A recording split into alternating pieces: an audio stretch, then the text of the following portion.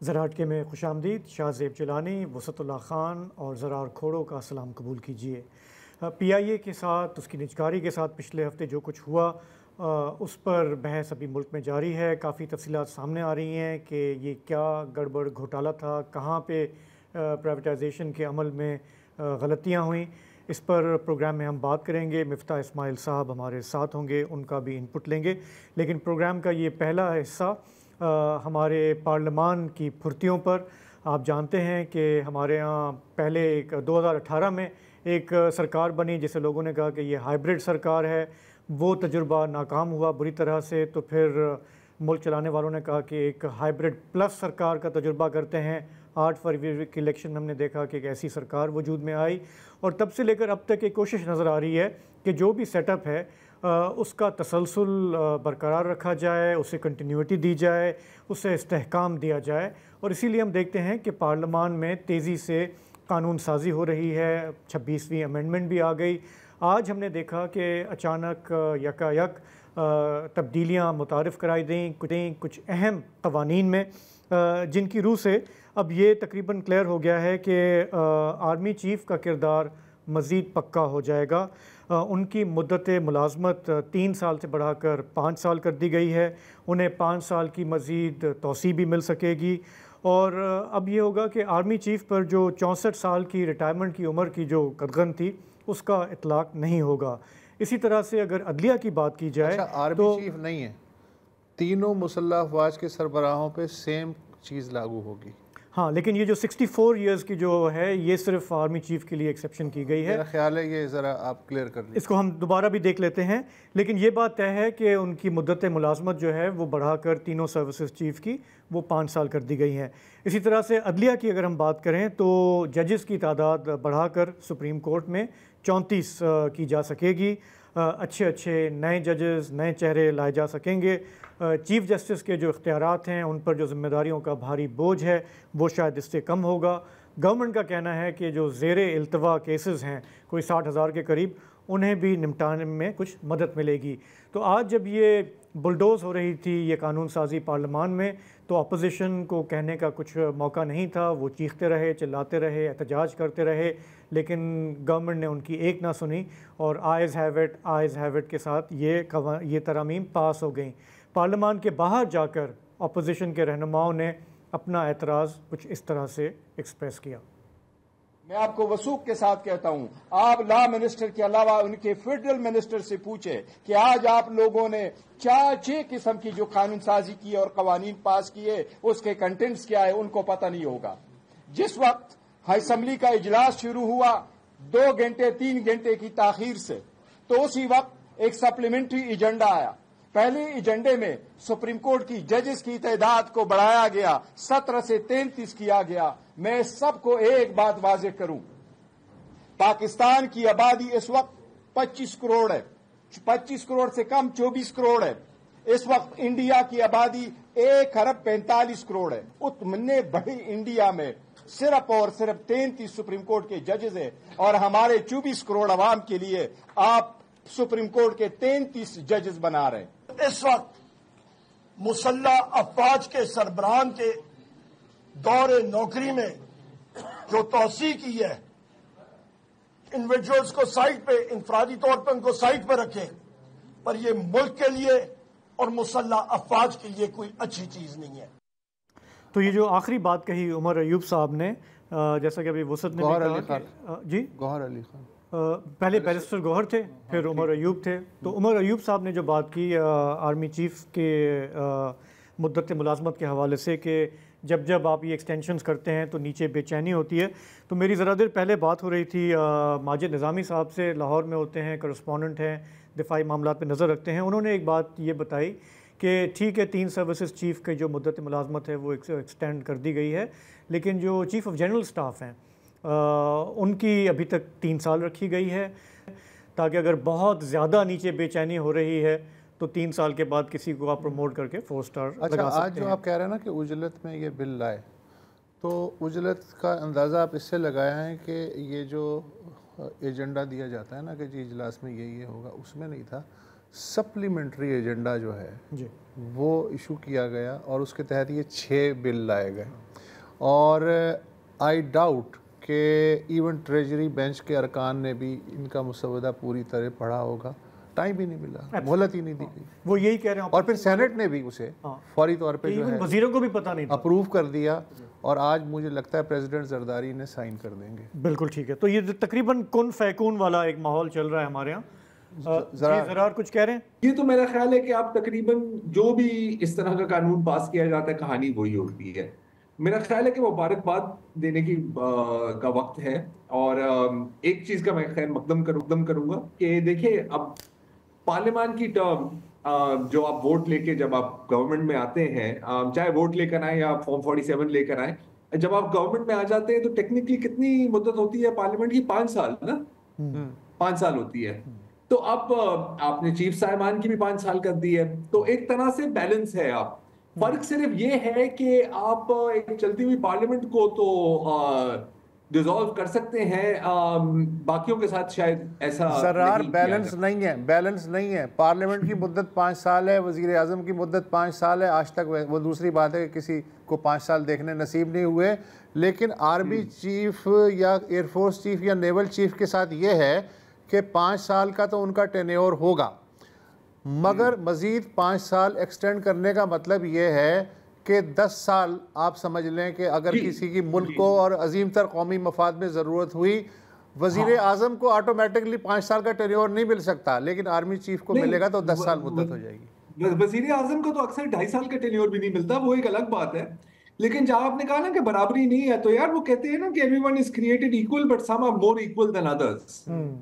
तो यहाँ पर भी वही हिसाब किताब है ना सर। तो हमारे करस्पॉन्डेंट भी हैं, हमारे होस्ट भी हैं डॉन न्यूज़ के, नादर, वो इस हमें प्रोग्राम में ज्वाइन कर रहे हैं। नादर, जिस तरह हम बार बार ये कह रहे हैं और अपोजिशन ने भी कहा कि भाई कुछ पता ही नहीं था, ना कोई डिस्कशन हुआ, ना कोई सवाल जवाब हुआ, जिस तरह से ये पास हो गया।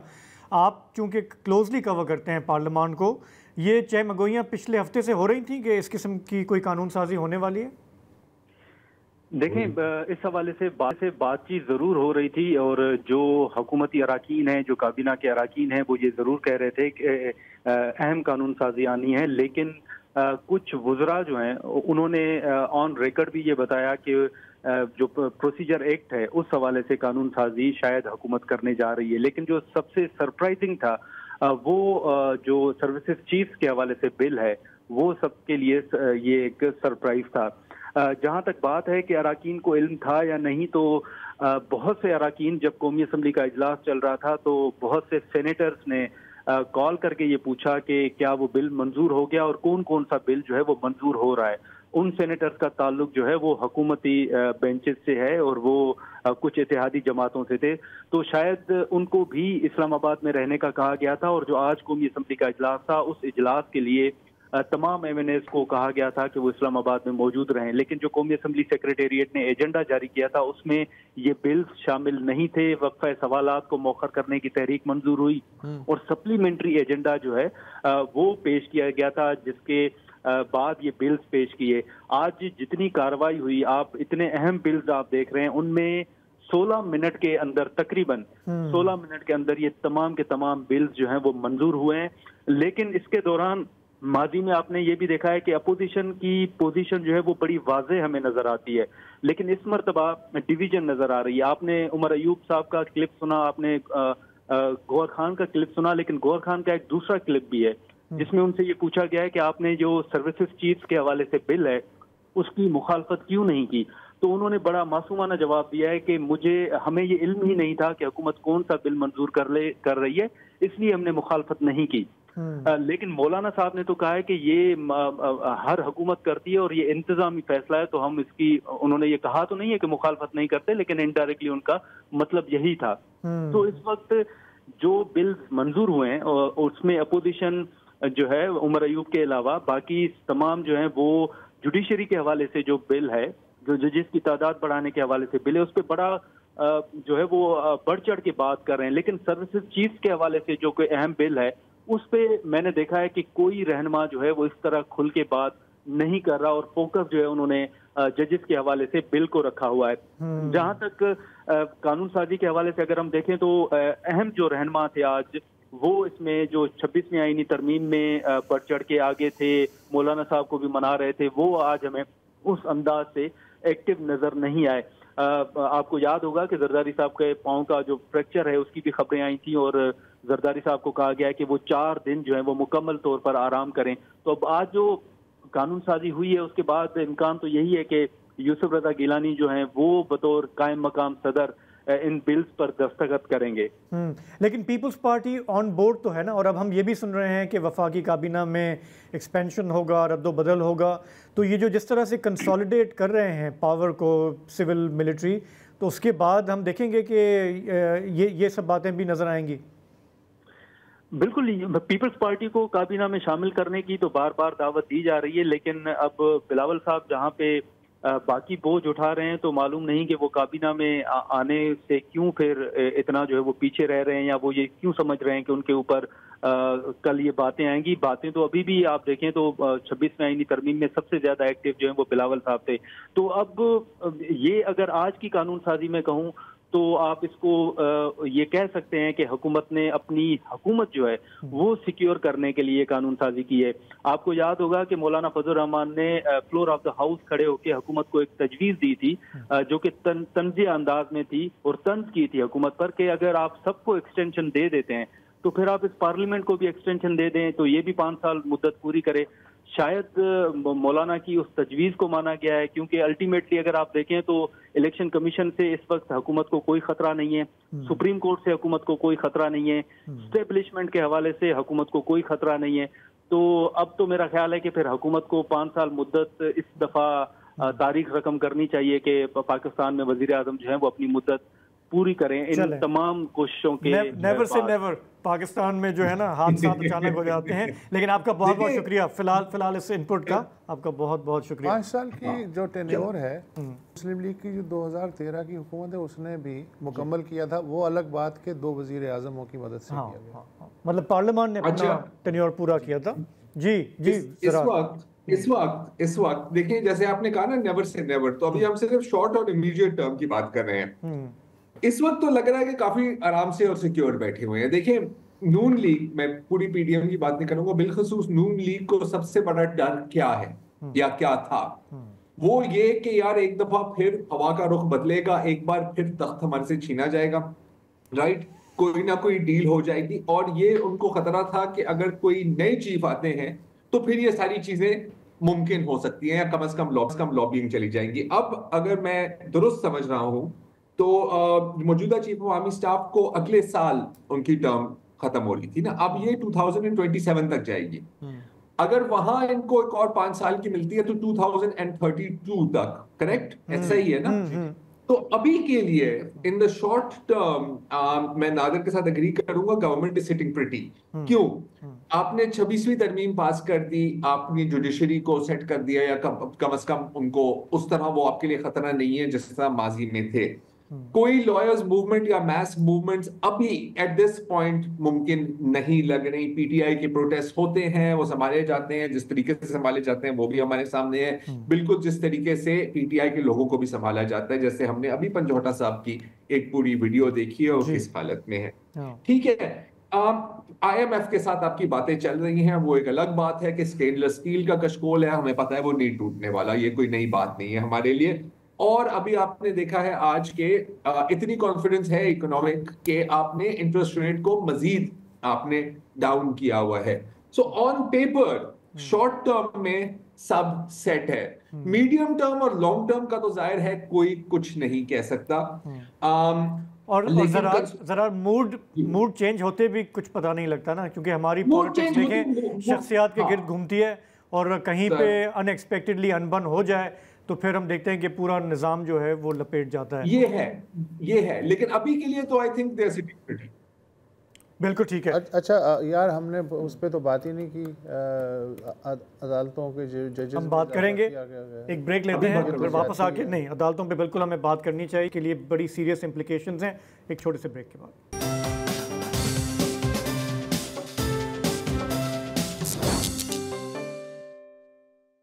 Welcome back. 6 बिल आज टोटल मंजूर हुए थे। 3 बिलों पे तो हमने बात कर ली, जो मुसल्ला सर्विसेज चीफ के जो एक्सटेंशन है या टेन्योर उसके इजाफे के बारे में थे। बाकी जो 3 बिल हैं अब उस पर भी बात कर लेते हैं। इस्लामाबाद हाई कोर्ट तरमीमी बिल पेश किया, उसमें तजवीज़ है कि जो 8 की स्ट्रेंथ है वो 12 कर दी जाए जजेस की। इसके अलावा सुप्रीम कोर्ट नंबर ऑफ जजेस तरमीमी बिल भी पेश किया गया, जिसमें ये तजवीज़ किया गया कि मौजूदा जो 17 की स्ट्रेंथ है उसको बढ़ा के चीफ जस्टिस समेत 34 कर दी जाए। इसके अलावा Supreme Court practice and procedure तरमीमी बिल भी पेश किया गया, ताकि जो आइनी बेंचेस हैं 26वीं आइनी तरमीम के तहत उनके लिए गुंजाइश पैदा की जा सके। आज़म नज़ीर तारड़ जो हैं वज़ीर क़ानून, उन्होंने बड़े कन्विंसिंग दलाइल दिए। उन्होंने कहा जी कि हज़ारों केसेस ज़ेर इल्तवा हैं। सुप्रीम कोर्ट बार एसोसिएशन मुस्तकिल मुतालबा करती है कि जज कम हैं, जज बढ़ाए जाएं। इसके अलावा कराची, कोयटा, पेशावर और लाहौर की जो सुप्रीम कोर्ट रजिस्ट्रीज़ हैं उसमें हज़ारों केस हैं, लोग जूतियाँ चटखाते फिर रहे हैं। तो हमने सिर्फ इसलिए ये बिल जो हैं वो करवाए हैं।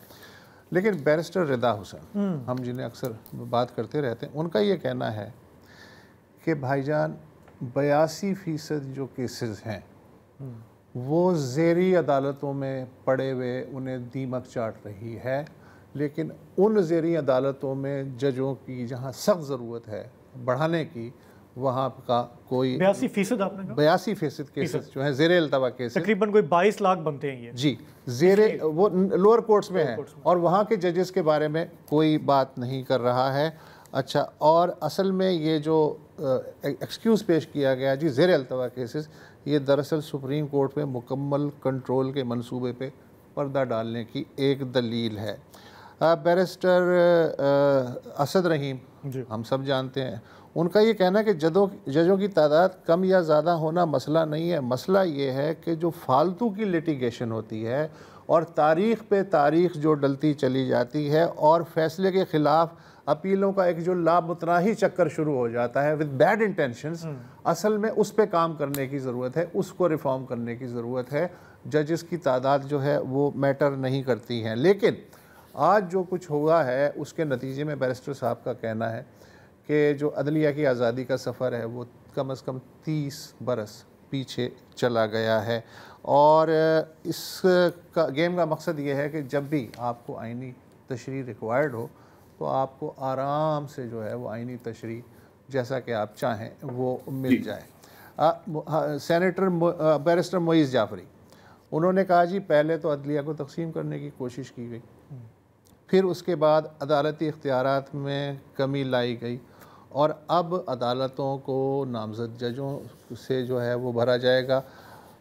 असल में इस्टेब्लिशमेंट को बकौल उनके ये यकीन नहीं है कि मौजूदा जो चपकलिश है सुप्रीम कोर्ट के अंदर कि बाज़ जज एक दूसरे से बात करना जो है पसंद नहीं करते, ये वाकई जेन्युइन है या जो ओपिनियन का क्लैश है वो अभी क्लियर नहीं है। लिहाजा उन्होंने ये शक मिटाने और रिस्क लेने की बजाय यही समझा कि जी जजों की तादाद जो है हम बढ़ा दें। और उनका ये जुमला है, भाई मैं इसका ज़िम्मेदार नहीं। उन्होंने कहा है कि ये जो हुकूमत है ये इंतखाबी चोरी बचाने के लिए घर भी फूंकना पड़े तो कोई महंगा सौदा नहीं है। ये उनका मोइज़ जाफरी का कहना। बिल्कुल ठीक है, बिल्कुल ठीक है। तो काफ़ी चीज़ें मेरे ख्याल अब क्लियर होंगी। कल है जुडिशल कमीशन ऑफ पाकिस्तान का इजलास बुलाया है चीफ जस्टिस साहब ने, उसमें काफ़ी चीज़ें क्लियर होंगी। हम जानते हैं कि उस जज की तादाद 4 है, बाकी लोग कोई सरकार के हैं, कोई अपोजिशन के हैं, कोई कहाँ के हैं। तो ये सब चीज़ें आहिस्ता आहिस्ता क्लियर होती जाएंगी। तो ज़रा आप कुछ कह रहे हैं? मेरा ख्याल है कि चीजें काफी क्लियर हैं यार। अभी मजीद होगी यार। एक्चुअली सारा जो फोकस है ना वो चीफ जस्टिस साहब पे है, नए चीफ जस्टिस साहब पे। उन्होंने टेक ऑफ अच्छा किया है, लेकिन उन्हें सबको साथ लेकर भी चलना है। जिनको वो साथ लेकर चल रहे हैं उसमें मजीद इजाफा होता जाएगा तो उनका काम थोड़ा सा और मुश्किल होता जाएगा। देखिए वो तो मतलब अगेन वो ये भी तो प्लान का हिस्सा है ना रॉबर्ट। देखिए इससे ज्यादा क्लैरिटी अब मैं ख्याल में मजीद बर्दाश्त नहीं कर सकता। एक चीज हमने मिस की है शायद कि यहाँ पर जो ये टर्म्स बढ़ाने की बात जो हुई है ना 2-2 साल, मेरा ख्याल है कि इसके साथ साथ एक और टर्म भी बढ़ गई है और वो शायद है खान साहब की जेल टर्म। जिस तरह की सूरत हाल और जिस तरह की जिसको हम काफी हमारे दानिश्वर भाई कंटिन्यूटी कह रहे हैं ना, continuity and Continuity. Consistency. Stability के लिए, तो जी स्टेबिलिटी, स्टेबिलिटी स्टेबिलिटी जैसे भी आप इसको पेश करना चाहें, कई अल्फाज इसमें आज इस्तेमाल हमारे किए दोस्त जा सकते हैं। कामरान खान साहब ने यही कहा है कि ये स्टेबिलिटी के लिए तो ये करना ही पड़ता है। जी, स्टेबिलिटी, कंसिस्टेंसी, ये वो तो ये चीजें तो आप आपने दे दी है ना, गारंटी कर दी है। और इस स्टेबिलिटी का मतलब ये भी है कि अभी थोड़ी देर चैन की सांस ले लेगी हुकूमत, आने वाले दिनों का तो ज़ाहिर है कुछ नहीं पता होता। और अभी अनकरीब at this point in time, और अगेन मैं कहूंगा कि ये जो एनालिसिस है ये अगले शायद 24 घंटे के लिए है सिर्फ, कि अभी नहीं लग रहा कि कोई भी ज्यादा चांस बन रहा है खान साहब के ऊपर कोई रियायत करने का या ऐसे कुछ, क्योंकि यहाँ चीजें तो ऊपर के लेवल पर सेट हो गई हैं। नजर तो यही आ रहा है। और जहां तक ये क्यों हुआ, ये कैसे हुआ, ये कैसे होने दिया, तो एक पुराना जोक है कि एक बंदे ने उसको शौक था जानवरों का, तो उसने एक 400 पाउंड का ना, 200 किलो या 150 किलो का गुरिल्ला पाल लिया। ठीक है, तो वो उससे पूछते हैं कि यार कैसा है तुम्हारा गुरिल्ला? उसने कहा यार बिल्कुल सही है। तो उसने कहा तो वो कहाँ बैठता है, उसको तुम कहाँ बैठाते हो? उसने कहा यार 400 पाउंड का गुरिल्ला है, वो जहां बैठना चाहता है वो बैठ जाता है। ऐसे तो ऐसे ही है। ये यहाँ पर यही है ना। अब हम बात करें कि यार किस तरह बिल पास हुआ, 6 मिनट में 50 बिल पास हुए, 50 मिनट में 6 बिल पास हुए, डजंट रियली मैटर। जो मकसद था इन सारी कोशिशों का और इस सारी जिद्दोजहद का, मेरा ख्याल है कि वो अभी के लिए मुकम्मल हो और गया जैसे है। जैसे ज़रार नादर ने भी बताया, मुख्तलिफ जमातों, मुख्तलिफ पार्टियों का ये बहुत क्लियर है कि इस परचम के साए तले हम सब एक हम हैं। एक हैं। अच्छा, और तब एक वसीतर कौमी मफाद के लिए सबको एक होना जरूरी होता है। तुम लोग अदरवाइज स्टेबिलिटी कहाँ से कैसे आएगी? तुम लोग Stability अपने आएगी दायरे से बाहर निकल रहे हो प्लीज़। मैं ये कहना चाह रहा हूँ कि 18वीं तरमीम ऑब्वियस थी कि यार हर आदमी पढ़ सकता था, ये लिखा है, ये लिखा है, हम उस पर खुल के बात भी कर सकते। 26वीं तरमीम की एक खूबी है, एक तो ये आहिस्ता आहिस्ता अपने पर खोल रही है। दूसरे, इस तरमीम में ये एक मैकेनिज्म है कि ये अंडे भी दे सकती है और बच्चे भी दे सकती है। ऐसी कोई तरमीम नहीं आई। तो बस ये जमहूरियत का हुस्न है। हम यहाँ पे लेंगे एक ब्रेक, वापस आएंगे तो हम बात करेंगे अपनी प्यारी एयरलाइन PIA की, कि उसके साथ पिछले हफ्ते निजकारी कमीशन में क्या हुआ।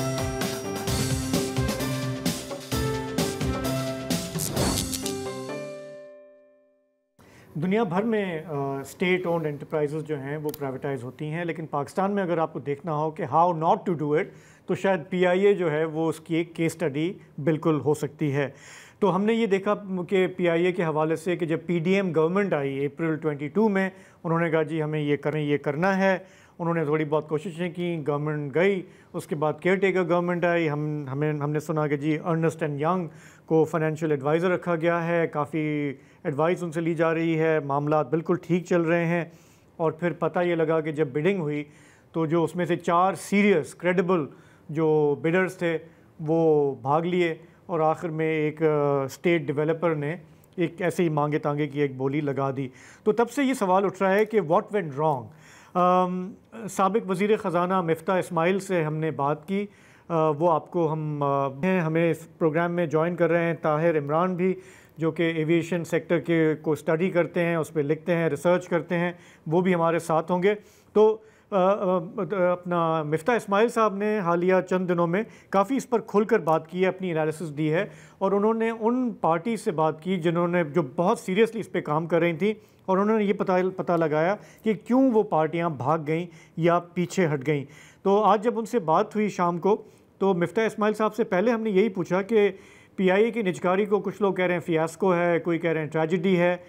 आप बतौर साबिक वज़ीर ख़जाना आप इसे कैसे देखते हैं? मुझे ऐसा लगता है ये पीछे देखते हुए कि शायद इनकी नीयत नहीं थी बेचने की, क्योंकि जो मुश्किल फैसले हुकूमत को करने चाहिए थे वो नहीं कर पाए, या फैसले करने से डर रहे थे। सच्ची बात यह है कि even now and I think in some meetings some representative of the government admitted कि इस वाली बैलेंस शीट में भी, जिसमें 200 अरब रुपए का कर्ज आपने छोड़ा था, 45 अरब रुपए का लोग कहते थे होल था, जो PIA को, सिविल एविएशन को देने हैं या टैक्स अथॉरिटीज वगैरह को देने हैं। जब तक पीआईए हुकूमत में है तो सिविल एविएशन नहीं मांगती, लेकिन जिस दिन प्राइवेट सेक्टर के पास जाएगा सिविल एविएशन बोलेगी पैसे दो। एक ये बड़ा मसला था। दूसरा मसला था कि बहुत सारे आपके जहाज थे जिनको ठीक करने के लिए कम से कम 50 अरब रुपए की जरूरत पड़ती है, जो पीआईए के ओन जहाज हैं जो के केपेबल नहीं है फ्लाई करने के, जिसके अंदर पार्ट्स वगैरह नहीं है, तो वो बड़े पैसे थे। तीसरा आपका एक जो हुक्म था जिसमें हुकूमत का कोई कसूर नहीं है, this is the way it is, कि सिविल एविएशन जब से हमारे गुलाम सरवर साहब का स्टेटमेंट आया तो सिविल एविएशन के ऊपर एतबार उठ, हमारी सिविल एविएशन एजेंसी के ऊपर बाहर की एजेंसीज को एतबार उठ गया है। लिहाजा वो हमारी दी हुई प्लेन्स की एयर वर्दिनेस सर्टिफिकेट को भी नहीं मानते और हमारे दिए हुए पायलट के लाइसेंसेस को भी नहीं मानते। लिहाजा आप अमेरिका, बरतानिया या बकिया यूरोप में नहीं जा सकते। उनको मनाना जो है वो किसी एयरलाइन का काम नहीं है, वो सिविल एविएशन का है। उसके साथ साथ जो स्ट्रक्चरल चेंजेस करने थे, ये हुकूमत काफ़ी अरसे से रही है, पीडीएम की हुकूमत। उस वक्त भी 16 महीने थी, अभी भी 8 महीने से है, बीच में टिकट करती। ये देखें 4 साल से हमारी फ्लाइट्स नहीं जा पा रही हैं। सरवर साहब की जो भी कसूर था, गलती थी, वो मानते हैं, लेकिन 4 साल अब इस बात को हो गए, हमने उसको भी ठीक नहीं किया है। तो इट्स नॉट जस्ट पीआईए, कोई और एयरलाइन भी पाकिस्तान की सर्टिफाइड जो है वो नहीं जा सकती बाहर, तो उसको भी ठीक करना है। फिर उसके बाद लेबर को आपने रखने का कहा, आपने कहा कि सारे लेबर आप रखेंगे, गोल्डन हैंडशेक की बात नहीं करी, या गोल्डन हैंडशेक में हुकूमत कोई मदद कर दे वो बात नहीं करी। तो आपने बहुत सारी चीजें जो थी वो आपने प्राइवेट सेक्टर की उस पर जिम्मे डालना शुरू करी, प्राइवेट सेक्टर उठ के चला गया। और आप ये बात आपने सोची हुई थी कि अगर आप ये करेंगे तो वो उठ के चले जाएंगे, जो हुआ तो आपने एक पार्टी को जबरदस्ती रोक लिया कि यार तुम ऐसे ही वेट कर लो बस, ताकि ऐसा लगे कि एक आदमी ने वेट किया। तो जो होना था वो हो गया। सवाल ये है कि अब आगे ऑप्शंस क्या हैं? दो तीन तरीक़ेकार हैं। एक तो ये कि फिर से शुरू करें सारा प्रोसेस, और कम से कम 460 दिन लगते हैं एक प्रोसेस को प्राइवेटाइजेशन लॉ के तहत आगे ले जाने का। दूसरा ऑप्शन ये है कि to pick up the pieces, और जो मैंने ट्वीट में लिखा है अपने, कि SIFC इसमें एक रोल प्ले करे, क्योंकि उसका काम फैसिलिटेशन इन्वेस्टर की है, कि वो अगर इन 4 पार्टीज जो कि चले गई थी प्रोसेस छोड़ के, उनसे पूछे कि भाई क्या आपके मसाइल थे और उन मसलों को हल करें, और उसके बाद फिर कोई निगोशिएटेड डील कर ले। इतनी कॉम्प्लिकेटेड डील शायद निगोशिएटेड होनी चाहिए, और फिर अगर एक ऑर्डिनेंस से या लेजिस्लेशन से इनको लीगल कवर दे दे। मैंने तो ये कहा है कि find out private sector good reputable intelligent and individuals with integrity, और उनको बोलें कि आप हुकूमत के बिहाफ पे प्राइवेट सेक्टर से डील करें और को तय कर लें। देखें शाहिद, जो जो फंडामेंटल इशू है ना, वो ये नहीं है कि हमको कितने पैसे मिल रहे हैं। हम तो 800 अरब रुपए का नुकसान कर चुके हैं। 10 अरब मिल जाए या 50 अरब मिल जाए या 100 अरब मिल जाए, फिर भी 700 अरब रुपए का नुकसान होगा। जो असल में इशू है कि वो एविएशन मार्केट को खोलना है। पाकिस्तान में बेहतर हवाबाजी की एयरलाइन आनी चाहिए, इन्वेस्टमेंट्स आने चाहिए, जिससे दो फायदे होंगे। एक, पाकिस्तान में इस शोबे में नौकरियां बढ़ेंगी, और दूसरा कि पाकिस्तानियों को आसान होगी कि अगर आपको यूरोप जाना है तो आपको दुबई या कतर के थ्रू नहीं जाना है, आप डायरेक्ट भी जा सकते हैं, और कुछ टैरिफ में भी कुछ कमी होगी। एविएशन सेक्टर के लिए ज़ाहिर है कि पीआई की निजकारी तो बहुत ज़रूरी है, लेकिन जिस अंदाज में ये पूरा फ़ियास्को हुआ, इसका इम्पैक्ट दीगर निजकारी के जो लिस्ट है हमारी उस पर भी होगा। थोड़ा सा ये बताइएगा कि उस पर अब क्या इम्पैक्ट हम देखेंगे? देखिए, जो 3-4 कंपनीज की हम बात कर रहे थे, इन्होंने भी करोड़ों रुपए खर्च किया एक सिर्फ पीआईए की ड्यू डिलिजेंस करने में। इन्होंने जाके पेगासस एयरलाइन से कांटेक्ट किया, और एयर अरेबिया वाले आए, उन्होंने भी अपने 4 अकाउंटेंट्स रखे होंगे, इन्वेस्टमेंट बैंकर्स रखे होंगे। बड़ा मतलब ये ऐसा नहीं है कि आपने एक कागज पे लिख के बिड दे दी। आप पैसे खर्च करते हैं, सीरियसनेस शो करते हैं, टाइम लगाते हैं। अब अगर आप वापस इसी तरह आ रहे हैं और आप फिर कोशिश करेंगे कि आप डिस्कोर्स बेच दें, तो कितने सीरियस बाहर जाएंगे अल्लाह जानता है। मुझे ये याद है कि पिछली हुकूमत में भी, जो जुबैर साहब बात कर रहे थे, कि पिछली हुकूमत में भी हुकूमत ने बड़े पैसे खर्च किए थे। मुस्लिम लीग की हुकूमत की बात कर रहा हूँ। हुकूमत ने बड़े पैसे खर्च किए, कंसल्टेंट्स लेकर आए, सब चीज़ें रेडी करी, और फिर आखिरी वक्त पे डार साहब ने कह दिया जुबैर साहब को कि आप फेस्को और आईएसको को छोड़ दें डिस्ट्रीब्यूशन प्राइवेटाइजेशन करने का। तो अब मुझे नहीं पता कि कितनी सीरियसनेस हुकूमत में होगी कि वो आईएसको और फेस्को और दीगर बिजली की कंपनियों को प्राइवेटाइज कर सकें। बिकॉज मैं आपको अश्योर कर रहा हूँ कि जितनी कॉम्प्लिकेटेड पीआईए को प्राइवेटाइज करना है, तकरीबन उतना ही या उससे ज़्यादा कॉम्प्लिकेशन जो है वो उन कंपनीज को प्राइवेटाइज करना है, क्योंकि उनका तो बड़े लंबे नुकसान है। तो ये चीज़ें आसान नहीं होंगी, और जिस किस्म का माइंडसेट चाहिए ये चीज़ें प्राइवेटाइज करने में, और जिस चीज़ की क्लैरिटी चाहिए कि आप कर क्या रहे हैं, ऑब्जेक्टिव क्या है, वो मेरे ख्याल से इस हुकूमत के पास नहीं है। अच्छा, ये जो है ना मिफ्ता साहब सही कह रहे हैं कि मजाक बन गया। एक तो वो जो बिल्डर है, बाकी सब जो हैं वो भाग गए, हालांकि वेल रिप्यूटेड लोग थे। दूसरे ये कि इतना मजाक बन गया है कि अब खैबर पख्तूनख्वा की हुकूमत उसने कहा है हमें दे दें। और कामरान टिसोरी साहब कह रहे हैं कि जी मेरे साथ यहाँ के सिंध के सनतकार और ताजिर हैं तो हम भी इंटरेस्टेड हैं। हुकूमत मियाँ नवाज शरीफ ने कहा जी कि मरीम ने मुझसे कहा कि पंजाब एयरलाइन बनाएं कि PIA ले लें, तो मैंने कहा कि ज़रा डिस्कस कर लो, इसमें से जो भी चीज़ फैज़िबल है। अज़मा बुखारी जो हैं इंफॉर्मेशन मिनिस्टर पंजाब की, उन्होंने कहा जी ऐसी कोई तजवीज़ ज़ेर गौर नहीं है। अच्छा, और एक अलीम खान साहब हैं जी, उन पे हम वक्फे के बाद जो है बात करेंगे, वो निजकारी के वज़ीर हैं। हाँ, वक्फा ले लें।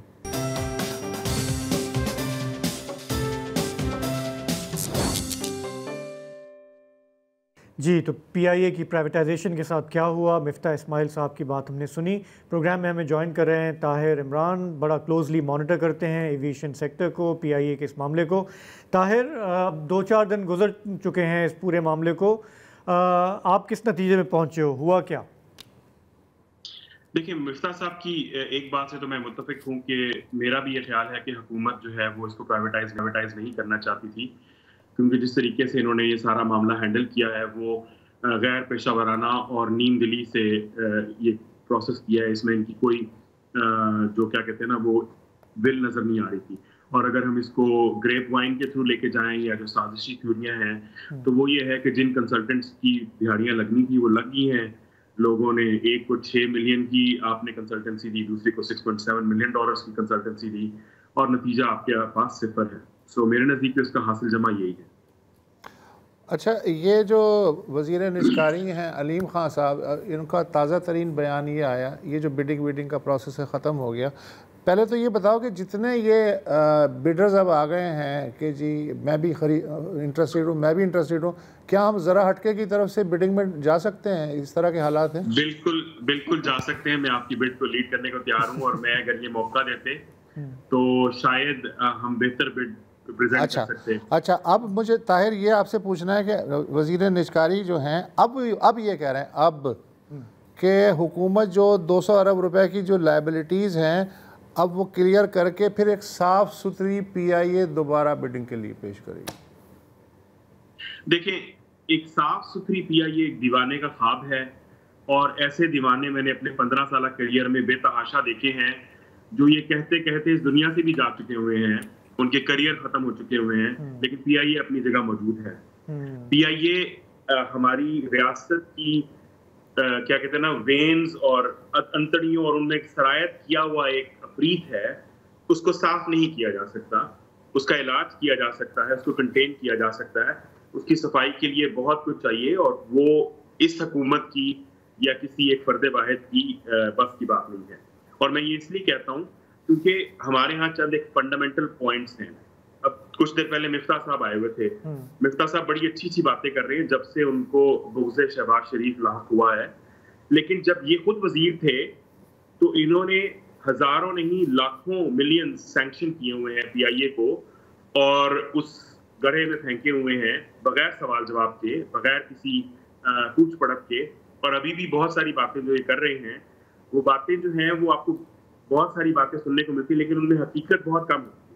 हकीकत ये है कि PIA का इलाज 3 चीजों से हो सकता है, और आपके प्रोग्राम पे क्रैश के बाद, पायलट लाइसेंस के इशू के बाद भी मैंने कहा है, सिविल एविएशन को ठीक करें, PIA की मैनेजमेंट कॉम्पिटेंट हायर करें, और उसमें दखल अंदाजी बंद करें। अब जैसे ये देखिए ना, पंजाब भी घुसाया है, टेसूरी साहब भी आगे हैं, ये सब PIA को अब्दुल्ला की शादी समझते हैं जिसमें सारे दीवाने आना चाहते हैं। अच्छा ताहिर, आपने अभी कहा कि ये अंतड़ियों में, रियासत की अंतड़ियों का एक कैंसर बन चुका है, उसके बावजूद हुकूमत सीरियस नहीं है, तो ये दोनों चीज़ें मुतज़ाद मुझे लग रही हैं। अगर वाकई ऐसा है जो आप कह रहे हैं, तो फिर कौन सा वेस्टेड इंटरेस्ट हैं जो इसको अंदर से वो चाहते हैं कि ये प्राइवेटाइज ना हो? उनके क्या मफादात हैं, कौन लोग हैं? सर अगर खून मिल रहा हो आपको एक बॉडी से, यानी देखिए ना, प्राइवेटाइजेशन के होते होते भी 2 कंसल्टेंट्स की दिहाड़ियां लगी, ये तो आप मानते हैं ना। इस तरह के पूरी हिस्ट्री है कंसल्टेंट्स की जिन्होंने इस मुर्दा डेड बॉडी सफेद हाथी में से क्या कहते हैं जैक लगाए हैं, अपनी दिहाड़ियां लगाई हैं। इशरत हुसैन साहब ने IATA को $1 मिलियन की कंसल्टेंसी दी कि बिजनेस प्लान बना के दें। मैंने वो बिजनेस प्लान देखा और PIA का अपना बिजनेस प्लान देखा, उसमें सिर्फ रबर स्टैंप IATA की थी, अदरवाइज बिजनेस प्लान PIA का बहुत बेहतर था। आप लाखों डॉलर्स के ऊपर फॉरेनर CEO भी लेके आए। तो कहने का मतलब है, मैं हमेशा ये बात कहता रहा हूं कि खांचे लगे हुए हैं लोगों के, तो जब खांचों से वो अंतड़ियों के अंदर घुसा हुआ खून निकाल रहा है तो रियासत का जोर होगा कि खून और दिया जाए, ना कि खून मरने दिया जाए उसको। तो मैं ये समझता हूं कि जो प्रॉब्लम है वो खून की फराहमी जारी रखना चाहती है रियासत। ये प्राइवेटाइजेशन के ढकोसले हैं जो मैंने शुरू में कहा, क्योंकि खून की फराहमी जब बंद हो जाएगी, जब ये डेड बॉडी बन जाएगी, तो फिर ये सारे खांचे कहां से पूरे होंगे। पिछले 10 सालों में 4 बार मैंने ये सुना है कि जी हम PIA के 5 777 के अंदर IFE ठीक कर रहे हैं, इतने अरब रुपए उसके लिए, इतने करोड़ रुपए सैंक्शन कर दिए हैं। आप अभी जाके जहाज देख लें, किसी एक में भी ठीक नहीं हुआ। वो सारा पैसा किधर जाता है? मैं इस तरह की बेतहाशा स्टोरियां सुना सकता हूं। नहीं, वो तो सुनाएंगे, लेकिन ये मिफ्ता इस्माइल जो हैं, उन्होंने जो ट्वीट किया एक, उसमें उन्होंने कहा कि जी अब जो नाकाम हुई है ये अटेम्प्ट, इसके बाद ज़ाहिर है कई महीने दोबारा लगेंगे एक नया अरेंजमेंट करने में, भले SIFC कूदे या ना कूदे। और इस दौरान अगले 15 माह में कौमी ख़जाने को, इसका मतलब है कि मेरी जेब को, आपकी जेब को $720 मिलियन का टीका लगे ही लगे। बिल्कुल ठीक बात कर रहे हैं वो, क्योंकि देखें मैंने एक और बात जो की कि इस सारे प्राइवेटाइजेशन प्रोसेस का जो सबसे नॉन स्टार्टर था, जो मैं समझता हूं कि बदनीयती पर मबनी, मेरी राय में बदनीयती है, कि आपके निजकारी के वजीर, निगरान वजीर आके कहते हैं कि PIA अगले 6 महीने की प्लानिंग नहीं करेगी, आप फ्यूचर इन्वेस्टमेंट्स नहीं करेंगे, और आप बुनियादी तौर पर हम आपको बेचने लगे हैं, और वाजिबात के लिए हुकूमत की गारंटी के ऊपर सवालिया निशान लगा दिया। तो PSO की PIA से लड़ाई शुरू होगी, FBR की PIA से लड़ाई शुरू होगी, सिविल लिविंग और बैड पब्लिसिटी क्रिएट हुई। अब प्रॉब्लम यह है कि जब आप इस तरह के काम करेंगे तो उससे PIA के लॉसेस में मजीद इजाफा होगा, क्योंकि जो ट्रेवलर है, जो यूजर है, वो कहेगा कि ये एयरलाइन बचती है नहीं बचती है, पैसा इनके पास है नहीं, क्या इंजीनियरिंग पे खर्च कर रहे हैं, इज इट सेफ, व्हाटएवर। तो उसके नतीजे में आपका बिजनेस डिक्लाइन कर गया है, आपके मिलियंस के नुकसान हो चुके हुए हैं, मजीद होंगे। अब और अगर पहले आपको 50% एफर्ट करके इसको बेचना था, अब आपको 90 to 95% एफर्ट करके इसको बेचने की हालत में लाना है। और फिर ऊपर से ये बातें कि जी हम इसको क्लीन करेंगे, तो ये तो एक बहुत ही बड़ी टास्क हुकूमत अपने सर पे ले रही है, जिसकी ना तो उनमें काबिलियत है और ना ही सलाहियत है, क्योंकि इसके ऊपर इनको कंसेंसस चाहिए होगा। और वो कंसेंसस कैसे मिलेगा? जब पीपल्स पार्टी, नून लीग दोनों बैठकर तय करेंगी, क्योंकि अब तक ये होता है कि एक पार्टी की निजकारी की कोशिशों को, इस्लाह की कोशिशों को दूसरी पार्टी डीरेल करती रही है। लेकिन अभी तो लग रहा है कि थोड़ा सेम पेज पे सब पूरा एक सेटअप जो है वो चल रहा है। ताहिर, आपका बहुत बहुत शुक्रिया इसमें हमारा साथ देने का। सेम पेज पे है नहीं, पेज पे लाए जाते हैं। तो इस मामले पे भी आ ही जाएंगे, मेरा ख्याल आ जाएंगे, ले आया जाएगा। मुल्क के वसीतर मफाद में क्या क्या नहीं देखा हमने। तो चले, आज के प्रोग्राम में इतना ही, हमें यहाँ इजाज़त दीजिए, कल आपसे फिर मुलाकात होगी। खुदा हाफिज़, शब बख़ैर।